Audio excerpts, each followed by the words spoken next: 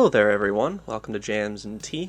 I am Jake, and today I'm coming at you with a new episode in our Worst to Best series, where one of us break down one of our favorite bands and talk about their records worst to best. And today I'm doing a somewhat bittersweet, episode of the series because I'm going to talk about Sweet Trip. For those of you in the know, I got really into Sweet Trip last year, and they somewhat recently announced that they broke up. And with the band releasing what we can only assume is their final release, I wanted to come at this departure from a more celebratory angle. So I wanted to take a moment to give them a proper send-off, just because I've loved their stuff so much, and it gave me the opportunity to talk about a band I like. So yeah, that's about it. Without further ado, let's talk about Sweet Trip. Well, this here is the band's most recent, and from what we can tell, final release. It's less a front-to-back album and really more of a compilation of B-sides, reworked demos, unreleased tracks, and likely everything the band had in their backlog, as some of the material here has actually been out for years in the form of an archival release under the same name. However, this is in higher quality and contains much more music. There are 3.5 hours of it, in fact. Now, naturally, you can't really judge this by the same merit that you would a normal album release, but seeing as it's so substantial and seems to be their final release, I can't ignore it. Back in my video when I covered Tom Waits' discography, I included a triple album compilation of his in that list because I deemed it to have far too much worthwhile material for anyone to actually pass up, especially if you were a fan, even if it wasn't designed to be a traditional album, and that's largely the same case here, because its designation at the bottom here doesn't really have to do with it being lesser or the worst album of theirs. It's just the least album of theirs. There are just too many great songs that fans of the band will enjoy to pass this up. But yeah, this is still 50 songs long. There are some songs that are here in multiple forms, but that's actually not all that common. Because I had listened to the previous archival release before, I was actually familiar with a lot of what was already on here, but it's nice to listen to it in a much higher bitrate, if nothing else. The vast majority of the tracks here most commonly resemble songs from You Can Never Know Why, the band's more prominent indie rock record. This means that even the most demo-like songs can sort of skirt by on being more robust, even if they lack the more electronic details of their previous efforts. The live tracks are infused with a lot of fiery performances that make them worthwhile as well. It doesn't exactly work as a cohesive listening experience, but then again, it would be tough to create something this long that resembles anything of that nature. Let's call a spade here and say that this is a wonderful goodbye present that Roby and Val gave to us. But with highlights like Soul to Harvest, You Play Your Guitar and Sing, and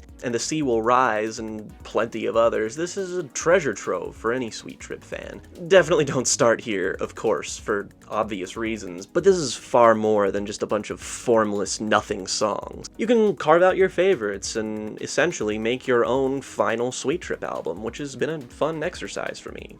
So yeah, this is less of a real album and more of a present, so unwrap it as such.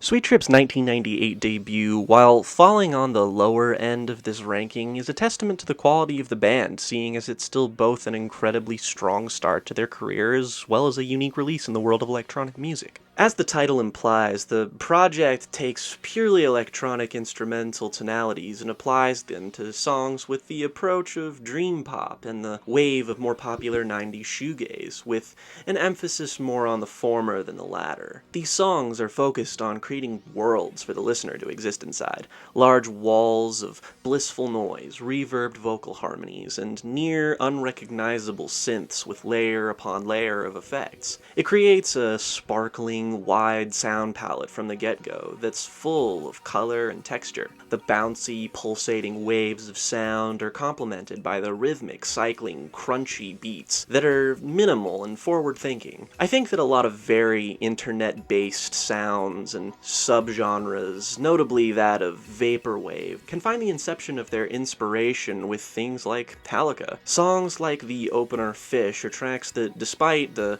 relative simplicity, remain fan favorites even after the more adventurous outings of the band. And really, that's why Halica is down here. Not by lacking anything substantial, and because even its ambitious sounds just happen to come up short compared to the heights of the things that they would do later. There's still a roughness here that makes it feel quintessentially scrappy, not losing its homemade, classic Sweet Trip feeling, despite it maybe being the least reliant on organic sound. If Halica has a weakness, it's really just that it's a trifle formless. But that's a bit by design too, considering just what exactly the project actually is. It's a template to be more adventurous later on, and doesn't contain the singularity of their other releases, sure, but it's the project of theirs that, sans the new one, I've listened to the least, but that's only because it suffers by comparison. It may be the most simple of their canon releases, but it is far from the least essential. Even though this EP doesn't quite hold the significance that the duo's proper albums manage to, I think it's undeniable that Allura here is far more than just a throwaway set of tracks. Released in 1999, it was right in between their debut and Velocity Design Comfort, and I think it serves as a missing link between the two. While Velocity Design Comfort essentially explored richer, more vast soundscapes than a lot of other orbital-inspired IDM of the era, it is undeniably more tight and refined than the enveloping but occasionally more formless atmosphere of Halica. Allura serves as a more concise experience that hones in on what made Sweet Trip sound distinct so early on. The opener, the title track, begins as a rigid and almost stiff slice of electronic music that manages to unfurl itself and become far more organic and singular, reminding me heavily of Autechre's Garbage EP, specifically the opener of that project as well, which serves a similar function in its respective project on this debut. In fact, in its totality, I think these two projects are highly comparable. The sweet, luscious ambient techno of Cerniga feels as though it's focused more on soundscapes and overlapping melodies than rhythm, which feels secondary here in order to make everything feel more vast. The incorporation of luscious vocal melodies and harmonies into the mix of the first two songs in particular feels like a precursor to the more developed ideas in Velocity Design Comfort, which isn't to say that they're insubstantial here, just a little less idiosyncratic. Honestly, if there's anything in the band's catalog that admittedly does consist of very acclaimed releases that deserves to be considered underrated, I actually think it's Allura. The 4 tracks here are full of verve, fun, color, and a certain taut focus that feels like a crucial development in creating what many would consider their quintessential sound. In fact, this EP's runtime of 33 minutes makes it an ideal way to acclimate yourself to the duo, if you don't really want to commit to their full-length LPs, which tend to be on the longer side. Or even just a great way to get into them in general, as it's still exciting enough to incentivize more exploring. One listen to something like Kate and tell me that you don't want to explore the beautiful alien world of electronic music and IDM. Sadly, Allura is something that I'd put off for a long time purely because I hadn't heard anyone talk about it and I just hadn't had my fill of their main projects, but frankly, this deserves a far better reputation than its relatively muted reception suggests, as it's among my favorite EPs for its simultaneous focus and depth. At the dead center of this list, I have You Will Never Know Why, the band's last effort before the hiatus that yielded their comeback record last year. Seeing as the band have always been restless, I can't imagine it was a huge shock that the band went full indie rock dream pop on their final release of the aughts. That said, I also can't really say that I would expect them to take a direction that was so defined. devoid of their genre hopping and more reliant on traditional song structures. What this approach lacks in dynamism, it certainly makes up for in raw density and quality, as these are some of the most insatiably catchy songs any band has ever crafted, solidifying their knack for catchiness and finally embracing their more lyrical side that's always been with the band. In essence, this is the easiest Sweet Trip album to enjoy, their most casual record for me, which is far from a bad thing. The shoegaze and dream pop that's decorated with flourishes of slacker rock and occasionally grungy palettes create a more sonically consistent and coherent album that's easy to throw on. A quintessential summer afternoon album, where all you need to do is lay down and let your brain take you where Val and Roby want to take you. The lyrical interests of the band are by no means deep, but these songs are textural aesthetic exercises meant to evoke feeling, not intellectualization, as tunes about love and friendship and being alive, in the broadest sense anyway, are all over this. Where some might find this one note, I find it focused and refined, as this aspect of the record never feels one-dimensional. It's all part of the greater whole, an exercise in concentrating what works about music like this on its most primal level, but applying more structure to it than the duo ever had before. Now, that's not exactly to say that this more traditional guitar-driven approach totally strips Sweet Trip of their more compelling qualities, far from it. If anything, it means that they give us one of the most detailed immediate pop records ever recorded. Like if the music of Pet Sounds if it were elongated into an hour. What makes this album, which I technically deem a perfect musical experience, land in the middle of this list, it's that it technically has two distinct versions. There is the original release and the remaster, which not only makes it sound a little bit better, but alters the track list in a way I basically deem imperative. The flow of the album is just noticeably improved by these changes, heightening the already great original to the heights of perfection. It is certainly the most accessible and relaxing record, and maybe the first one you should hear if the more obtuse aspects of the band's sound prove to be too much for you, as this in many ways paved the way for many similar sounds in the following decade that you're likely to be more familiar with already. There are cuts on here like the sublime Acting, which has some languorous guitar melodies and a steady drum beat that really make me think of the Persona 5 soundtrack and its sort of acid jazz tinged rock.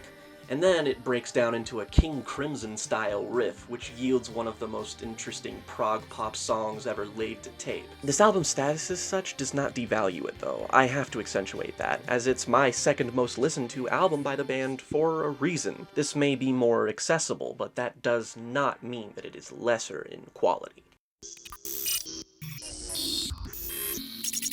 From its opening few seconds, the progress made from Halica to Allura and then to 2003's Velocity Design Comfort is evident. The overpowering, but somehow still melody-driven Tekka feels like a song that comes from 5,000 years in the future, and I can only imagine how it must have sounded upon release. This is the first Sweet Trip release to truly transcend any possible limitations and sound positively timeless. Older, more sour synth tones and sounds are only evoked here when the band expressly intend to do so, which is rare, actually. The way the opener here just dissolves into what feels like an inescapable vacuum of serene noise is sensational. Then the 1-2 punch of disco immediately after somehow invents an entirely new facet for the band, not sacrificing their noisy IDM direction, but seamlessly weaving it in with dream pop and serrating blazes of shoegaze guitars to create a song that feels wholly unique even for them. The effects on Val's vocal refrains here are just sugary and hooky, and they periodically appear in my head totally unprompted because of how catchy they are. Needless to say, the acclaimed and beloved Velocity Design Comfort holds a special place in my heart, and ranks among my favorite IDM releases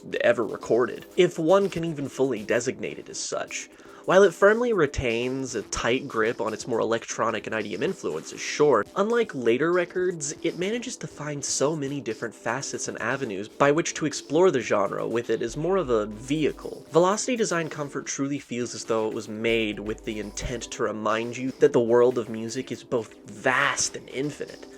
Be it the intimate, almost electro-Philip Glass style tracks like the start of Fruitcake and Cookies, that introduce a palette far more intimate, lovely, and noisy than anything in the genre before or since, or the obtuse accessibility of the beloved track Pro Love Ad, a grungy, dreamy, almost drill and bass inspired track, with shades of 2000s Autechre if it were 4 times sped up. There is truly something here for everyone, and then some. That's not to say that this record is accessible, as I think it's best appreciated by genre veterans who can sort of parse through the pure lightning in a bottle nature of a record like this, as less musically storied listeners might have some of it go over their head at first, as I know it took me a while to acclimate even after I got into music like this and just kind of wrap my head around it. Even in a world almost 20 years removed from it, Velocity Design Comfort still feels almost unprecedented, a purely one-of-a-kind album that departs from either influences and becomes a genre classic through the unique medium of the internet,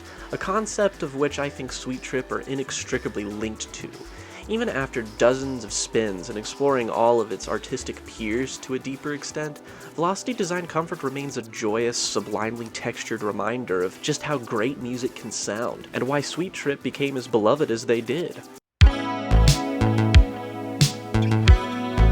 If you've paid any attention to the podcast or watched our favorite albums of the year list for 2021, you know this was a foregone conclusion, and it's why I won't belabor my point or go too in-depth here, as I can link our other videos to this record in the description below. I got into Sweet Trip purely out of a desire to prepare myself for this record's release, so I've had this album in my life just as long as the others, so I hope that lends credence to my opinion that this is, in fact, the best Sweet Trip album. As stated before, it's not exactly like it's by a wide margin. In fact, the upper half of this list accounts for little more than personal preference, since these albums are, in my own estimation, various shades of perfect. However, I think A Tiny House and Secret Speech's Polar Equals is a fitting record to declare their best because it is the purest, most robust embodiment of the duo out of all of their records. Every sound they've ever explored is here in its best sounding form. The IDM, glitch, and ambient techno of their early days is perhaps the rarest of these sounds, but even then it's used to great effect here, as these songs will occasionally dissolve into walls of glitch and more primitive sound palettes to segue into more adventurous, damn near progressive digressions and sounds, especially in the back half. Even the dreamy ambience of Halica is found and improved here in all tracks like Eve Foolery Mill 5, one of the most beautiful things Roby and Val ever made. The catchy, lush dream pop and indie rock of You Will Never Know Why is boiled down into the album's sharpest hooks and most immediate songs that they've made since, like Surviving a Smile or Tiny Houses. Then there are moments like Randlift and Zephyr Meets the Heart, and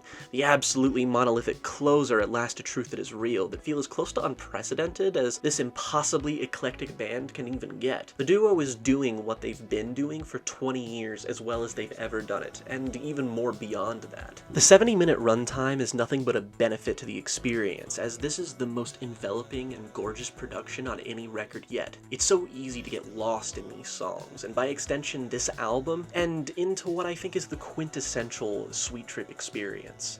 The songs here convey a sense of love, joy, and comfort in both lyrical content and sonic content, making this the ultimate swan song record for them. The songwriting is at its most tender and its most memorable. I find, in effect, this is ostensibly a highlight reel for every phase of the band. And while I'm sad to see the duo split, they could not have possibly left us with anything better than A Tiny House and Secret Speech's Polar Equals. It's a comfort blanket of colorful, lovely, expansive sound that has been a joy to have in my life, as well as a salve in times of stress, and I can't be thankful enough for it. Rarely does a band go out on a note better than this one. And yeah, that's the discography of Sweet Trip. Bit of a brief discography, but a dense one nonetheless, that is just full of hours upon hours of great music. What is your favorite Sweet Trip album? Tell me in the comments below, always happy to read, and tell me what other worst to bests would you like to see in the future. But for now, that's gonna be it. Rock over London, rock on Chicago. Is there fucking... Is there candy I can fucking... Sweet Tarts. Slogan. Sweet Tarts. Hold up. Why choose? What?